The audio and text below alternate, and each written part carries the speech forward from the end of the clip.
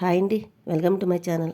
ఈరోజు ఈ రైస్ బ్రేక్ఫాస్ట్లోకి చేశానండి. ఇది ఇమ్యూనిటీ రైస్ అని చెప్పొచ్చు. వర్షాలు బాగా పడుతున్నాయి కదండి. సో ఈ రైస్ తయారు చేశాను బ్రేక్ఫాస్ట్కి.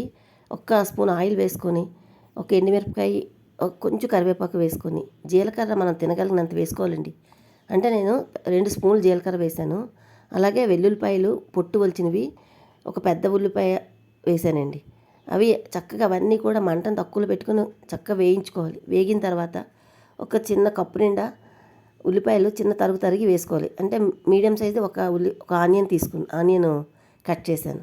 అవన్నీ వేగిన తర్వాత మనం రుచికి సరిపడగా సాల్ట్ వేసి, చాలా తక్కువ సాల్ట్ వేసి అంతా బాగా కలిపిన తర్వాత మనం ఆనియన్ ఏ బౌల్తో తీసుకున్నామో అదే బౌల్ తోటి వండిన అన్నం తీసుకోవాలండి. చల్లారి పెట్టిన తర్వాత చల్లారిపోద్ది కదా అన్నం. ఆ అన్నం తీసుకొని ఈ తాలింపులోకి అంతా బాగా కలిసేటట్టు వేయించుకోవాలి.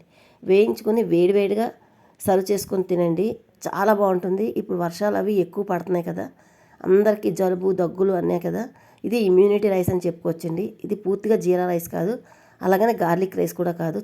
నా వీడియో మీకు ఎలా అనిపించింది? నచ్చితే ఒక్క లైక్ చేయండి. Thank you for watching. Bye అండి.